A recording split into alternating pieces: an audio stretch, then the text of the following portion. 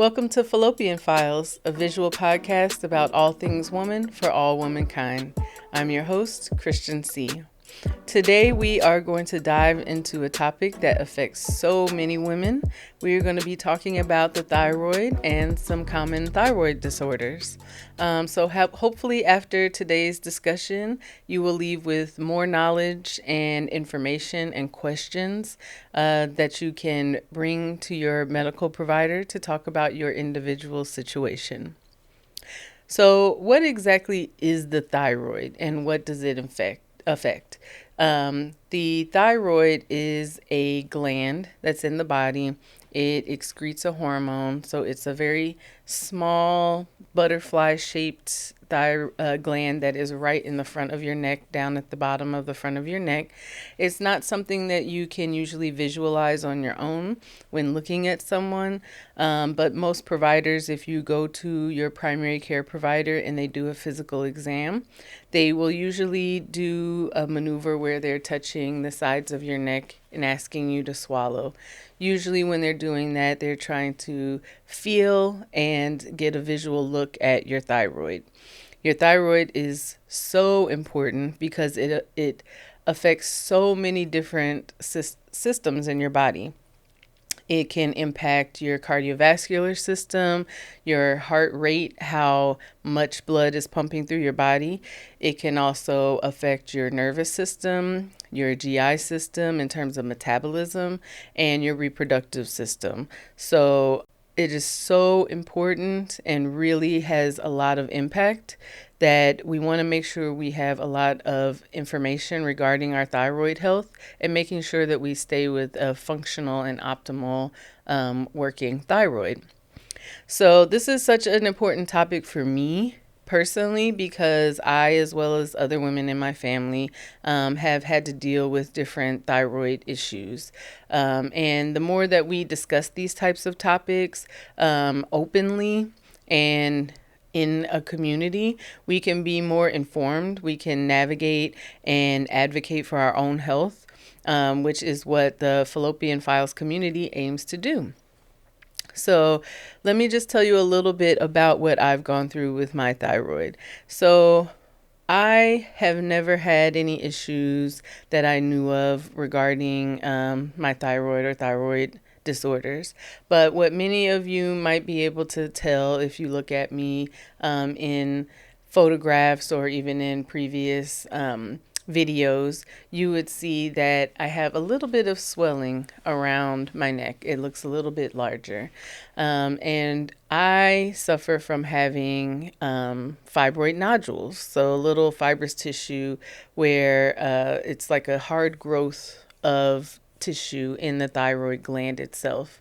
That's what I have to deal with. I have a lot of small nodules and a few larger nodules on either side of my thyroid, which makes it bigger, which is why you're able to see it in my neck versus someone whose thyroid is actually a healthy size. You also would be able to see it if I were to swallow on camera, like I just did now. If I didn't have the neck of my shirt up so high, you would be able to see almost like what would look like an Adam's apple or a lump that would move when I swallow. That's something that you can visualize when someone has an enlarged thyroid, which is what I have to deal with. Other people will deal with things like hyperthyroidism or hypothyroidism, where your thyroid gland is either making too much of a hormone or too little of a hormone, which is something that many women in my family have had to deal with. But as for me, my issue has been having the nodules. So I first noticed that I was having issues with my thyroid because I began to snore, which is not something that I did before. And of course, when you're asleep, you don't know if you're snoring. It usually takes somebody else to inform you that you were snoring. So my partner actually at the time informed me that I had begun to snore. snore, which was not something that I had done previously. And also, I was beginning to notice when I ate food and I would swallow, sometimes it would feel almost like there was something stuck in my throat, or it was something impacting or getting in the way of my ability to swallow. So I went to my primary care provider, because remember, I am always advocating that you have a primary care provider amongst all the other specialists. But I went to the primary care provider first. He performed that palpation or touching my neck to make sure that the thyroid felt normal and to watch me swallow to see if he could visualize. And he noticed at that time that it felt like one side of my neck was a little larger than the other. So he sent me next for an ultrasound. So I went to a hospital, I believe it was, I went to where I was able to have an ultrasound of my thyroid. So they just take the gel and put that little ultrasound machine on to visualize the thyroid. That's where they first were able to see that I had the different nodules that were growing. Now, of course, when you're talking about nodules, mass of tissue that's growing somewhere where it shouldn't, then they definitely will typically want to biopsy that area to make sure that you don't have any cancerous cells, because thyroid cancer is something that doesn't have the best prognosis, but we definitely are able to treat it if you catch it early, like most cancers. So having a biopsy done early is something that most providers will have you do when they see some type of abnormal growth of tissue. So in my case, I had what was called a fine needle aspiration or fine needle biopsy. So basically what takes place, you go into a department like a radiology department, or if it's freestanding or if it's with the hospital system, you'll go in. The provider will basically drape the rest of your body but have your neck exposed and put the gel, because they'll usually need to use that same type of ultrasound just to be able to visualize where those nodules are that they want to take a sample of. They'll do a little light local numbing, so you'll use a little like lidocaine is something you might hear of, just a little area where they numb that area so you don't feel it as much. And you'll have a very tiny incision made in the neck, and then they take a needle which basically has some holes in it, and they will shove the needle through the nodule. And when they're shoving it through the nodule, those little holes that are in the needle are taking small samples of that nodule to be able to send to a lab to check to make sure that the cells are not cancerous. So I had that biopsy done several years ago, and everything came back normal or benign, meaning non-cancerous. And we made at that time the decision to just watch the nodules and see how they did. You'll do a lot of lab work, blood work to check your hormone levels, to see where your thyroid hormone levels are, to see if they are abnormal, either too high or too low. And if they are, then it's possible that those nodules could be causing those symptoms. But if not, then, and the nodules are benign and it's not impacting your airway, your ability to breathe, or your ability to swallow so greatly, then you can choose to just watch, which is what I chose to do. So over time, as I've chosen to watch, my hormone levels have not fluctuated. They've still been in normal range. So that's why I haven't really done anything to get rid of the enlarged thyroid. But now the nodules have begun to get larger, and I'm starting to see more bulk around my neck where I didn't before. So it is very important when you're thinking about checking for your thyroid hormone levels or having someone look at your thyroid if you feel like something is off. It's important to just kind of know your full picture story so you can make the best decisions for you. And for me at the time, it was to wait. But as the nodules continue to grow and I have more impact to my airway, then eventually I might consider something like surgery. So that's just kind of where I am and what I have experienced with my thyroid, and I thought it important to share that with you all today. So, what I learned from that experience was literally that you need to protect your neck. So, when you're talking about your thyroid, with it being so important and impacting so much of your body, we also want to make sure that we're not exposing it to things that could cause our excretion of that hormone to change. And things like not having enough iodine in your diet, because your thyroid actually uses iodine and converts it to be able to create the hormones that it excretes throughout your body. Or also exposing your thyroid to a lot of radiation.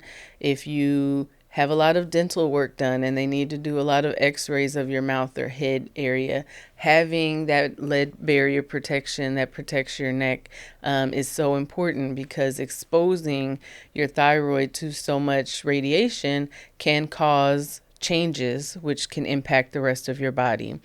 Or if you are already in treatment for cancers of other parts of your body, you want to make sure you're protecting your thyroid when you're going through those radiation therapy treatments, to make sure that you keep your thyroid in healthy working order.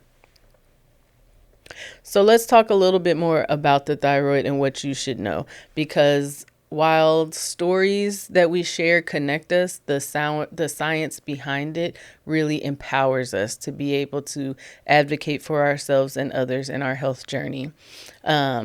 So we talked about hyper and hypothyroidism. These are the most common conditions that most people will hear about. And it definitely affects a lot of people globally. But if you can think about it in context, hyper or hypothyroidism affects nearly 20 million Americans alone. And so that's 20 million people going through their daily lives and experiencing the symptoms of hyper or hypothyroidism. And they have written off these symptoms as either normal parts of aging or normal fluctuations that people in their family go through, and they don't get things checked out, and they don't realize that you can have treatments that can help to keep you from having to deal with these types of symptoms on a daily basis. So let's start with hyperthyroidism. With hyperthyroidism, your thyroid is overacting, or it's producing too much thyroid hormone. And when your body is taking in that hormone, you will experience different signs and symptoms. So if you have too much thyroid hormone going through your body, you can experience the feelings of anxiety, where you're having a rapid heart rate and you feel like very, very anxious. You become intolerant to heat. So if you have ever been in a situation where you're just sitting and you're like, oh my goodness, the heat feels like it is exponentially hot, like you're in the midst of the worst hot flash of your life, that is a sign of hyperthyroidism. Also, let's say frequent diarrhea. If you find that you're having a hard time having normal bowel movements, restlessness or trouble sleeping, or changes in your skin and hair. If you're finding that you are becoming more dry and itchy and your hair is thinning or becoming more brittle and breaking, these are all signs that you have some potentially changes in your thyroid hormone levels. Also, unexplained weight loss, fatigue, or even loss of your period can all be signs and symptoms of having hyperthyroidism. So physically, if you are having too much thyroid hormone, A lot of people notice it because they have changes in their eyes. They notice that their vision has changed, their eyes become more dry, red, itchy, or begin to bulge and look like they are sticking out of your face. These are physical symptoms of hyperthyroidism and all signs that you should go to a provider and have your labs checked and possibly have ultrasound imaging done of your thyroid as well. In overactive thyroid, it's typically treated with medications to decrease the amount of thyroid hormone that your body produces. And in some cases, if the overactivity is due to a nodule or thyroid tissue that is producing more hormone, then surgery could also be an option for you. With hypothyroidism, this is the opposite. So your body is basically not making enough thyroid hormone. And the signs and symptoms for that tend to be essentially almost the opposite of what you experience with hyperthyroidism. So it could include intolerance to cold instead of heat. If you feel like you are cold all the time, or when you're in cold temperature, cold weather, it really is impacting you more than everybody else, it seems. If you feel drained or tired more frequently than you used to. If you are, instead of having diarrhea, if you're constipated, like just frequently constipated, nothing you do seems to work, your appetite has decreased. These are all signs and symptoms of hypothyroidism. In the same way where you had the feelings of anxiety or that your heart was racing, with hypothyroidism, you could potentially feel more feelings of sadness or depression. So where you're thinking maybe I'm just depressed or in a bad mood, it could also be your thyroid hormone levels are off. You'll still have hair and skin changes as well. And if you're a woman, you also could experience irregular periods and weight gain, which can impact fertility if you're hoping to be able to grow your family later on down the line. So you notice that the symptoms and signs for both disorders, they cover so many different parts of the body. And you may have had these symptoms and attributed each one to something else when they could all be your thyroid, and you just haven't had that checked yet.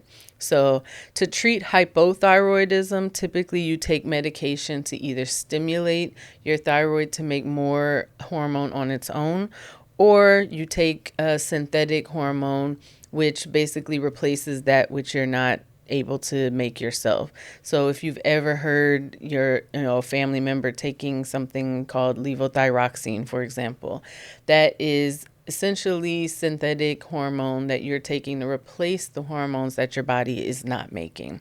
So it's definitely lots of ways that you can treat hypo and hyperthyroidism and to look for changes in your thyroid health. But we want to make sure that you're not ignoring that part of your body and basically treating the symptoms of each individual thing, thinking it is something else.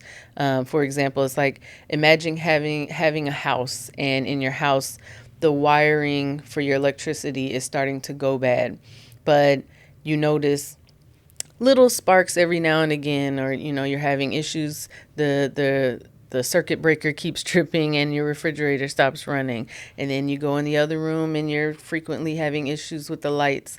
You treat each individual area of the home, when in actuality, if you did one big overhaul look at the wiring as a whole, you'll see where is the exact problem that we need to fix. And that's kind of how it is with the body as well. We sometimes will treat each individual area here and there and don't look at the whole aspect to be able to find out what exactly is pinpointing all of these issues, where it could be the thyroid. So if you're someone who is experiencing these types of symptoms, and they have disrupted your daily life, don't ignore it. go see your primary care provider. Keep a health journal. Many of us carry around phones, either, whatever type of cell phone you carry, there tends to be some form of a notes app in those phones. It's not practical to carry around a notebook anymore. So using that notes app, just keep track when you're feeling different symptoms throughout the day, the dates, the times, the duration, how long you're feeling, what you're feeling, describing it totally. If you notice that certain things that you do cause you to feel these signs and symptoms more than when you don't, all of that's important to keep track of, because then you can take that information to your provider. The more information you're able to share with them will give them so much more feedback on your full picture and what your body is actually going through. So it is important to also make sure, if you feel like you are experiencing these things and they tell you after doing lab work or after imaging that it looks like there is something abnormal with your thyroid, you are able to ask to see a specialist. In this case, when we're talking about the thyroid, you should be connected with an endocrinologist. An endocrinologist is a provider who specializes in organs that essentially excrete hormones throughout the body, and the thyroid being one of them. Being connected with an endocrinologist, they'll be able to do even more in-depth testing with you. They'll be able to do more different types of imaging. They'll be able to do different types of biopsying if necessary. And then they can give you a full spectrum of treatment options, between dietary changes. If you're not getting enough iodine in your diet, then making sure that you have that. And where can you find iodine in your diet? That's something we didn't really discuss before. So you hear a lot, like if you eat shellfish, there's iodine in shellfish. That actually is what helps to turn flamingos pink, is the iodine in the shrimp. So having shellfish or saltwater fish, if you eat eggs, cow's milk or soy products, cheese, yogurts, those are different types of foods where you can get iodine. And also, that is why we have iodized salt. In the U.S., most salt that you use has iodine in it, table salt, because there was a point in time when we did not have enough iodine in our diets, and so they were able to find a way to bring that in using the table salt. So there are different ways that you can maintain through nutrition, making sure that you're having adequate iodine amounts in your diet. You want to have a healthy, balanced diet in totality. So you don't want to overeat these items, but you do want to have the appropriate amount so that your thyroid has what it needs to function. So like I said, getting connected with a specialist, keeping a health diary that in your phone that you can share with your provider, and also making sure you have adequate iodine in your diet are all different ways that you can help to promote health within your thyroid and get connected to those professionals who can assist you if you are having issues. So, other ways we want to make sure that we're continuing to advocate for ourselves is also in making sure you're staying on top of your lab work. I know it is very difficult to get in sometimes to your doctor's office and get that lab work done. Some offices will draw your blood when you come in. Others will send you out to another place where you have to have labs drawn. And our lives are busy. We're constantly moving. We don't want to take time away from everything else that we feel is important. So sometimes we'll put off the things that are most important, like our health. But it is very important to stay on top of your lab work. If you at the very least, you should be having lab work done annually or every year, so that you know where you stand and what your body needs or doesn't need. Also, if you are in the process of being treated, you might need to have your labs drawn more frequently to assess your levels. But it is important, it is so important to stay on top of your lab work. I'm telling you, this is what gives the information for your providers to help form your plan. So if you're not seeing a doctor and if you're not getting your labs drawn, you basically are flying in the dark and you don't know what's happening with your body. So remember that sharing your story with each other, building community advocacy, it does not always mean standing in front of a room full of people or sitting in front of a microphone and shouting to the winds.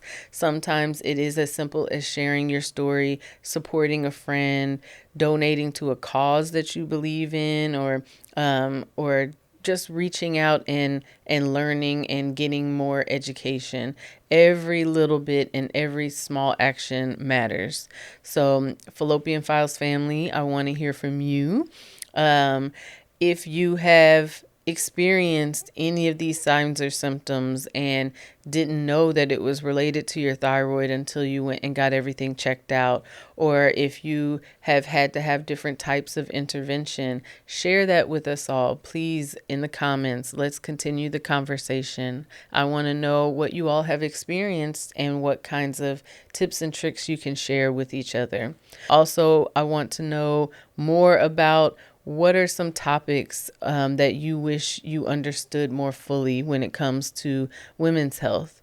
Definitely share your thoughts in the comments on social media, on each of the platforms, and let's have the conversation go beyond just this episode. And realize that if you share your story, that could possibly help someone else with their journey. And if each one of us do that, then we build and grow our community and advocate through education and through science. So I definitely look forward to continuing to grow with you all and providing information as best that I can for you to have on your at your fingertips. Thank you for spending time with me today. And if this episode resonated with you, please share it with a friend. Like, comment, subscribe. Let's grow our community. And remember, until next time, continue to take care of yourself and that there's always power in community and education. Thank you.